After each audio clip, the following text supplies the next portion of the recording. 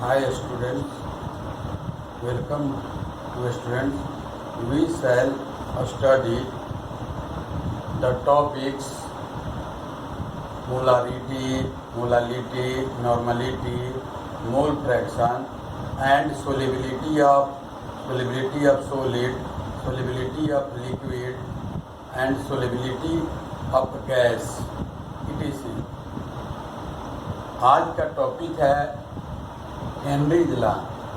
The Henry's law must be depend upon solubility of gas. तो Henry law क्या कहता है? The dissolved amount of gas is directly proportional to partial pressure at given temperature. पिछले video में मैं बताया था कि किसी भी गैस की जो सोलिबिलिटी होती है वह 3 पॉइंट पर डिपेंड करता है. Nature of solute and solvent, second था टेम्परेचर, थर्ड क्या था? Pressure. Nature of solute and solvent का मीनिंग ये होगा लाइक डिजल्व्स लाइक. अगर दोनों का नेचर सेम है तो उस कंडीशन में उसकी सोलिबिलिटी क्या होगी? गैस की लिक्विड में ज़्यादा होती है. As for example, polar gaseous substance is easily dissolved in water with respect to non-polar gaseous substance. Effect of temperature क्या कहता है कि टेम्परेचर अगर हम लोग बढ़ा दे तो टेम्परेचर बढ़ाने से क्या होगा? किसी भी गैस की जो सोलिबिलिटी होगी वो डिक्रीज हो जाता है. और प्रेशर में क्या? प्रेशर बढ़ाने पर किसी भी गैस का जो सोलिबिलिटी है वो बढ़ जाती है. तो प्रेशर बढ़ाने से गैस की सोलिबिलिटी बढ़ती है, टेम्परेचर बढ़ाने से गैस की सोलिबिलिटी घटती है. Nature of solute and solvent दोनों अगर सेम है तो उस कंडीशन में उसकी सोलिबिलिटी ज़्यादा होगी. तो इस ऑब्जर्वेशन के आधार पर हेनरी क्या किए? एक लॉ को प्रपोज किए जिसका स्टेटमेंट ये कहता है कि the dissolved amount of gas is directly proportional to partial pressure at given temperature. M directly proportional to P हुआ. एम का मीनिंग हुआ डिजल्व्ड अमाउंट ऑफ गैस, उस गैस की कितनी अमाउंट डिजल्व हो रही है. डायरेक्टली प्रोपोर्शनल टू पी हुआ. M directly proportional to P. अब यहाँ से इसको हटाएंगे तो यहाँ पर एक कांस्टेंट यूज करते हैं जैसा कि आप लोग जानते हैं.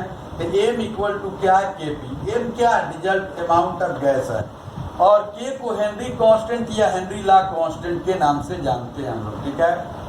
पार्शियल प्रेशर इसको हम लोग कहेंगे. के को कांस्टेंट भी कह सकते हैं और यहाँ के एच जब कह देंगे तो उसका नाम क्या हो जाएगा? हेनरी लॉ कांस्टेंट कहेंगे. ये कांस्टेंट जैसा है. ये पार्शियल प्रेशर हो गया.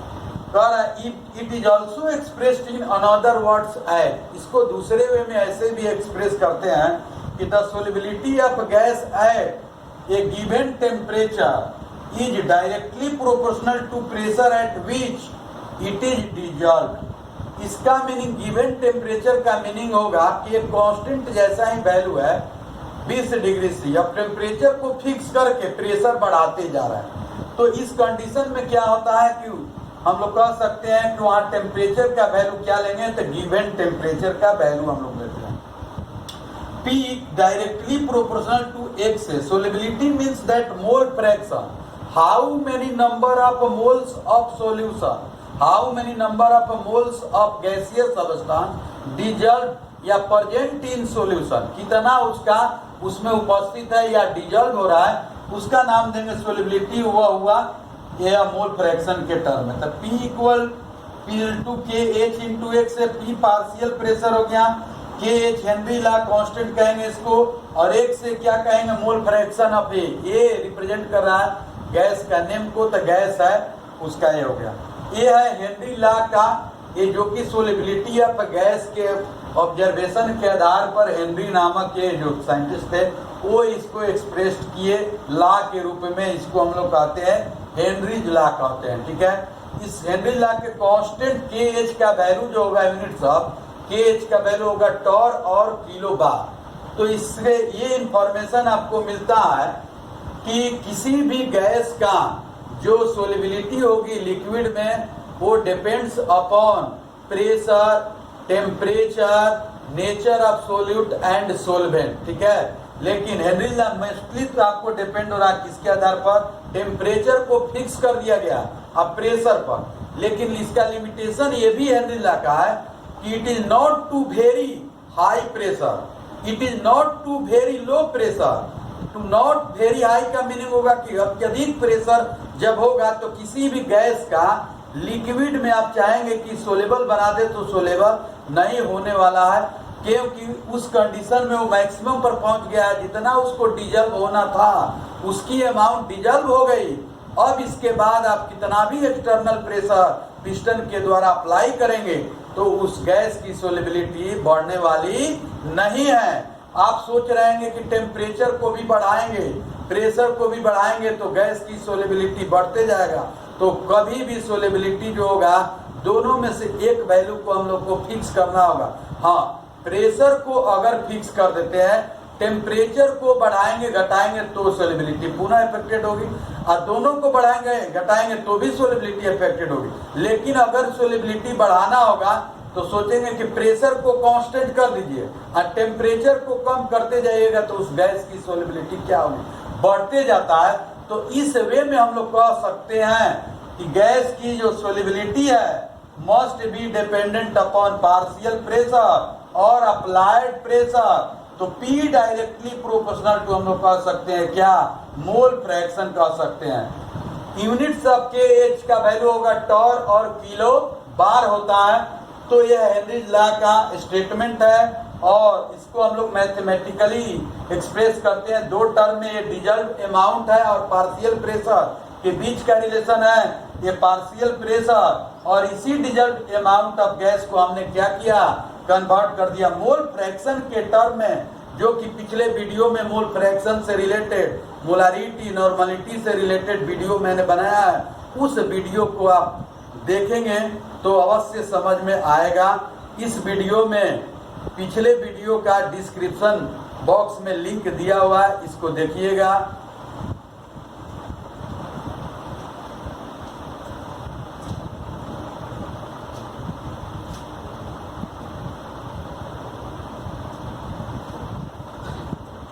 हेनरी कांस्टेंट का इंपॉर्टेंट फीचर ये है, कह रहा है कि डिफरेंट गैसेज है different values of Henry law constant.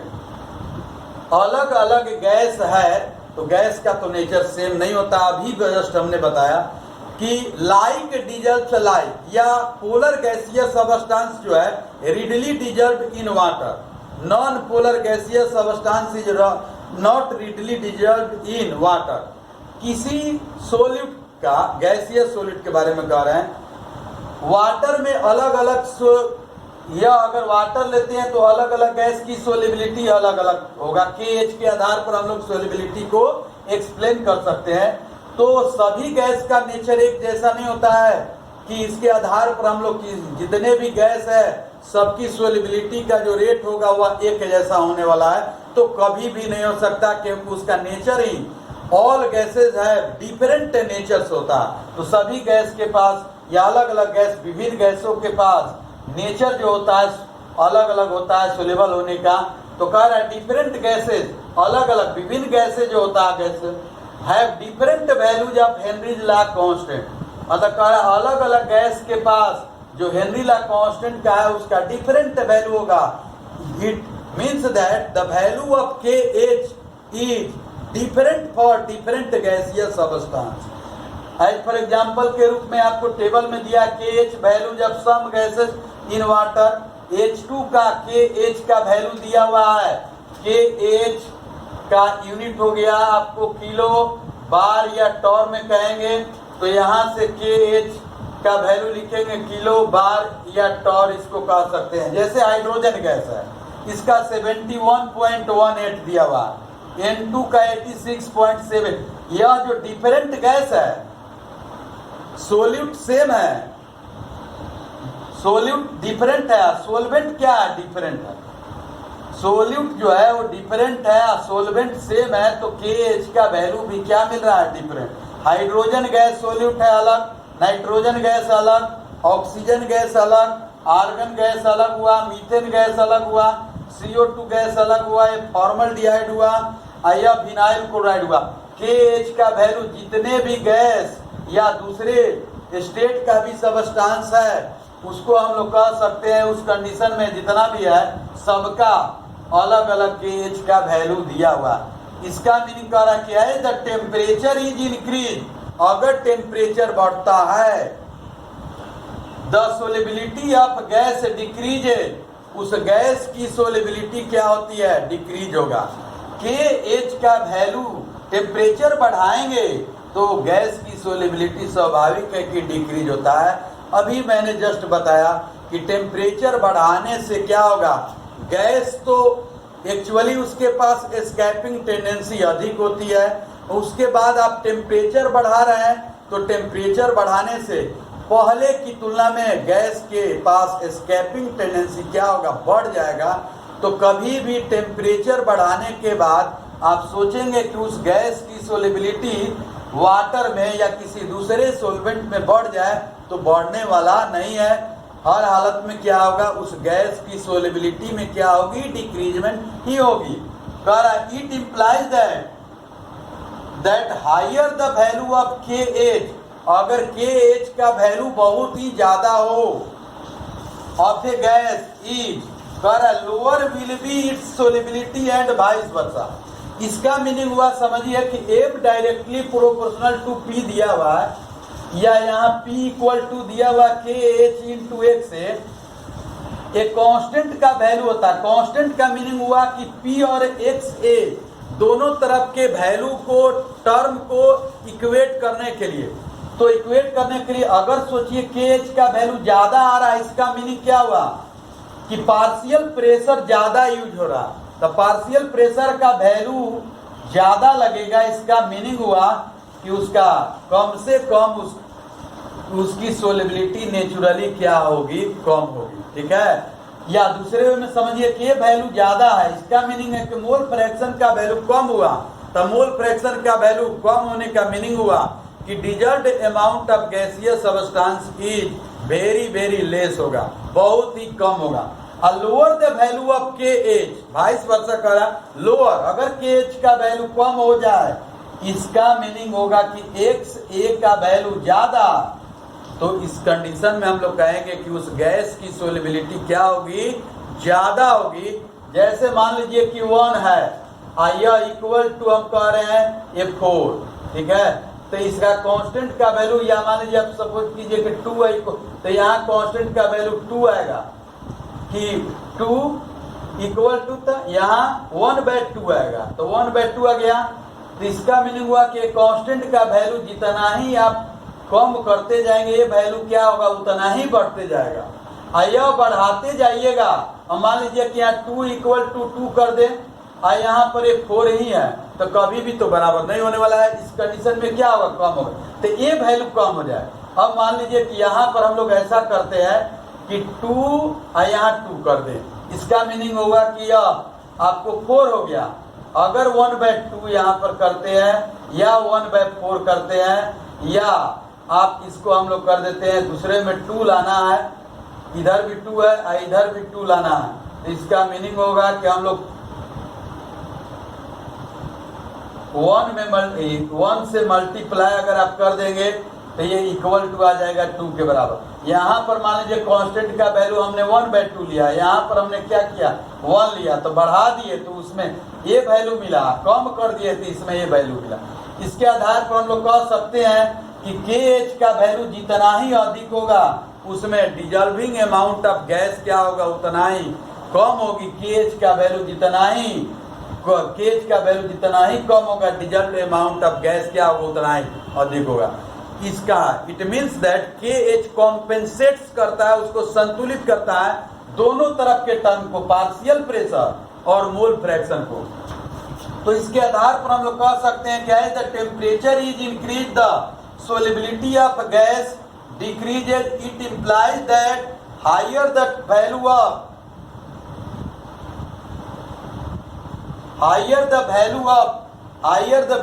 KH of a gas is, मतलब हायर वैल्यू होगा KH का उस गैस के लिए, the lower will be its solubility, उसकी सोलिबिलिटी कम होगी, एंड वाइस वर्सा करा।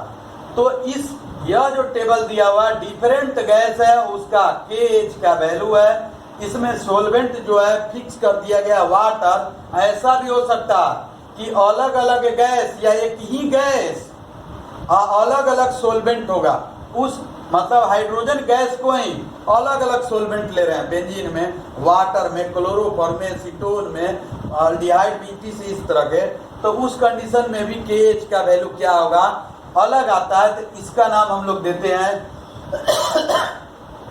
कि डिफरेंट गैस का जो KH का वैल्यू जो होगा वह डिफरेंट होता है, ठीक है। इसके बीच का जो ग्राफ मिलता है वह स्ट्रेट लाइन का ग्राफ मिलता है। स्ट्रेट लाइन का ग्राफ मिलेगा, जैसे मान लीजिए कि आप यहां से क्या करते हैं,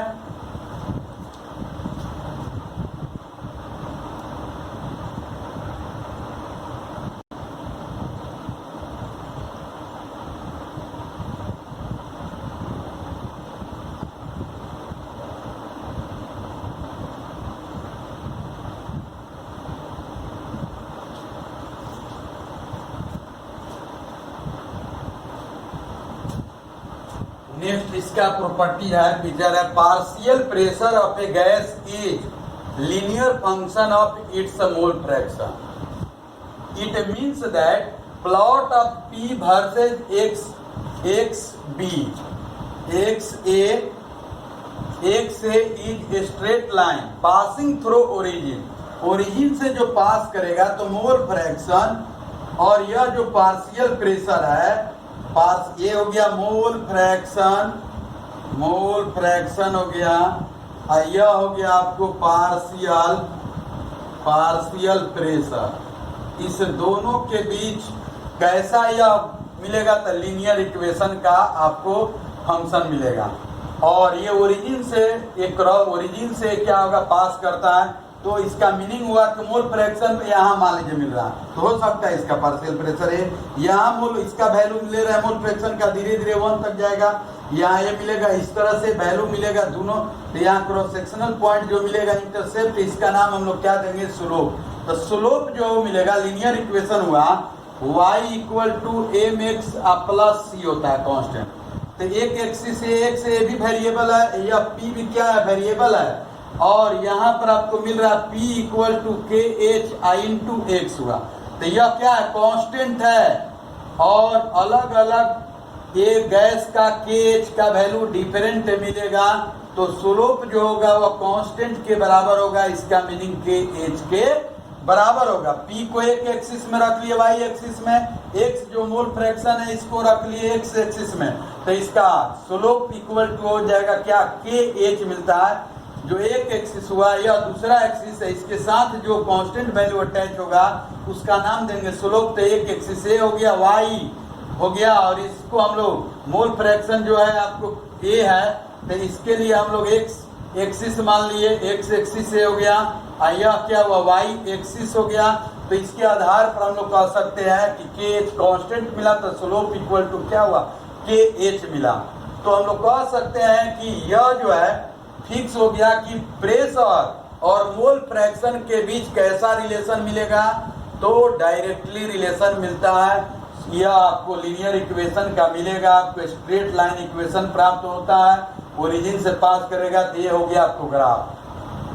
अगर वीडियो पसंद आता है तो आप इसको सब्सक्राइब कीजिएगा, लाइक भी कीजिएगा और शेयर भी कीजिएगा, और वीडियो में कमेंट जरूर लिखने का प्रयास कीजिएगा, कमेंट जरूर दीजिएगा, ताकि हम वीडियो जो होगा अच्छा से अच्छा वीडियो बना सके। और फिर हम अगले वीडियो मिलते हैं नए टॉपिक के साथ। थैंक्स।